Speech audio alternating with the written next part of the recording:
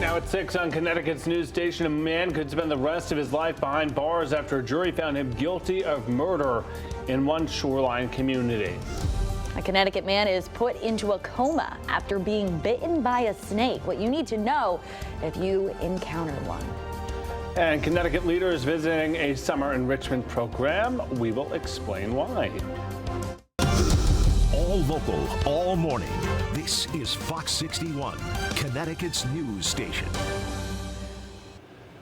Good morning, everyone. I often say we know you have choices in the morning, so we are grateful you're spending part of it with us. I'm Keith McGilvery. And I'm Lindsay Kane. Happy to be here on this Friday morning with you. And of course, Matt Scott as well, who I guess we'll have to get to in a second. Oh, there he is. Hi, Matt. That was literally 1 second. That was very good.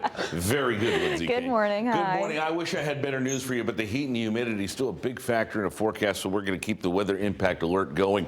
Another day where there's going to be big numbers in the heat indices, 95 to triple digits. So again, hydrate, hydrate, hydrate.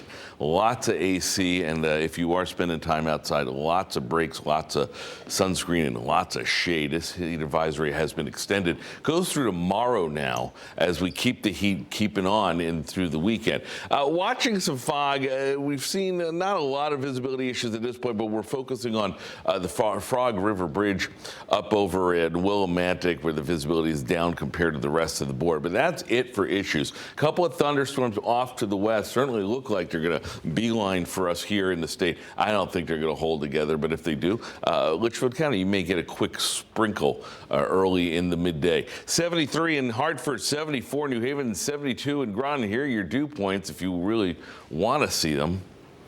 We advise you to look away from this map. Upper 60s to the lower 70s still. We're going to keep the temperatures up. We're going to keep the heat index up. And now we're going to start to turn the chance of rain and thunderstorm up. Yesterday, we didn't have any. Today, an isolated chance at worst. But we do pick up that opportunity as we head through the weekend forecast. We'll talk about that in detail coming up in a few minutes. Right now, let's check traffic, 6:02. All right, that time of the morning, we are checking the roads, and as I do my best to make Rachel Piscatelli proud, hopefully it's an easy job for me this morning as we take a live look. I-95 in New Haven this morning. Things are looking great there, and as we transition to I-84 in Manchester, more smooth sailing as well. Checking the big boards at CTDOT, nothing out of the ordinary. A little road work underway. Route 2 in Glastonbury. Other than that, things are looking good, my friends. Let's hope it stays that way. All right, 6:03 now. We have an update this morning on a story we've been following for more than a year. The Department of Justice dropping its investigation of the Connecticut State Police over falsified traffic tickets. Fox 61's Brooke Griffin is live at State Police headquarters in Middletown with more on this story. Good morning, Brooke. And good morning to you. Well, the biggest piece of information coming out of this announcement that there are no federal charges that will be pressed. Now, this is coming at the same time they say the investigation is just simply being dropped with no explanation to go with it. Now, in summer 2022, a local newspaper reported that 4 state troopers were putting misinformation on tickets that led to racial bias and profiling accusations. Then last year, an audit from the Connecticut Racial Profiling Prohibition Project found thousands of traffic tickets might have been falsified or at least had skewed racial data. That led to an investigation at the state level before the feds eventually intervened. Now Governor Lamont and Commissioner Ronald Higgins say the case is closed on the federal side. Lamont tells us officials are still internally questioning 6 or 7 troopers over those tickets. The commissioner says this was not a group effort, but just a handful of troopers that really just need better training. He tells us that they believe the records were never falsified on purpose, but chalked it up to pretty sloppy record keeping. Governor Ned Lamont says that he wants to move forward from this shadow that's just been hanging over the department. And I think the investigation does us proud. It speaks to the integrity of our state police, the overwhelming majority every day trying to go out there and do the right thing. And Ronell is right there. If there are 6 or 7 bad apples, that we're going to hold them accountable. But I think broadly speaking, this speaks to the integrity of our state police, and I'm proud of them. And leaders say a state administrative investigation is still going to move forward, although it is too early to know if any state criminal charges will be filed. Live in Middletown, Brooke Griffin, Fox 61, Connecticut's news station. All right, thanks, Brooke. We'll check in throughout the rest of the morning. Police are investigating another motorcycle crash on Connecticut roads. Officers in Ansonia say a bike crashed into a minivan on Wakely Avenue Wednesday night. The rider, a 35-year-old man, has serious injuries to his head and legs. The driver of the minivan was not hurt. A Bridgeport man facing up to 70 years in prison for killing a man in East Lyme. 20-year-old Jeffton Brown convicted of murder in the death of Jonathan Dawson. Investigators saying Brown shot Dawson in the head inside a rental car in June of 2020. Brown then fled to Cape Cod. Jurors heard from 20 witnesses during the trial. They deliberated for 2 days before reaching a verdict. Brown will be sentenced in October.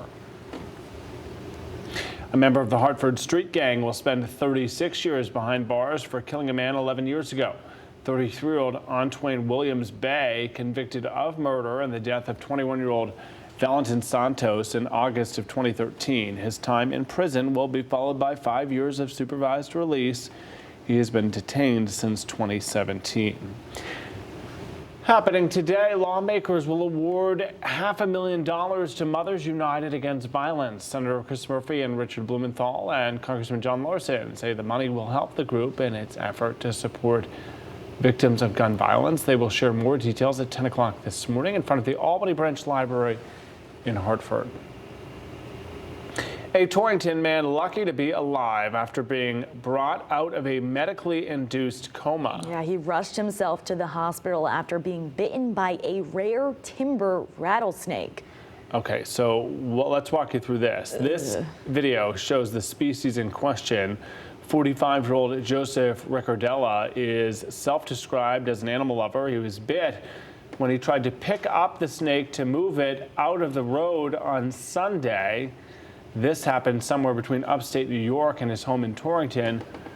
He has not been able to speak since the incident, so the exact location unknown. His ex-girlfriend says he called her and told her what happened, and then drove to the hospital in Torrington where he's put in a coma, then flown to a hospital in Hartford. He is still sedated due to the swelling, but some good news here, given all of this, is expected to survive. Yeah, what some an important encounter. details here. Timber rattlesnakes are rare in the state, but native. They're also endangered. A bite could be fatal. Luckily, it looks like this case is going to be okay. Wildlife officials say you should keep your distance and keep an ear out for the snake's telltale rattle. Wow. 6:07 happening today. State and local leaders will come together in Bloomfield to promote social connection and build a stronger community. Their meeting will focus on how to handle unhappiness and loneliness. The meeting taking place at the First Cathedral Church in Bloomfield. It is something Senator Chris Murphy has talked a lot about over the last couple of years, and he is planning to be there. Well, believe it or not, school returns in just a few weeks. Teachers, you don't want to hear that. I'm sure parents, I'm sure you're grinning ear to ear. You have the chance, however, to give back to students so they can have a successful year of learning. Middletown Public Schools Stuff-A-Truck will happen today outside of the Big Y in Middletown from 9 until 2. Community members are asked to donate backpacks, pens, pencils, colored pencils, markers, notebooks, folders, and other school supplies. This afternoon, a discussion on the importance of art in the capital city. Officials will visit Greater Hartford Academy of the Arts. They'll talk with people taking part in the summer enrichment program about art all around the city. What you're seeing right now, that's a painting done in support of Hispanic Heritage Month. Mayor Roonan Aryulampalam and Senator Murphy will speak at 1 o'clock this afternoon.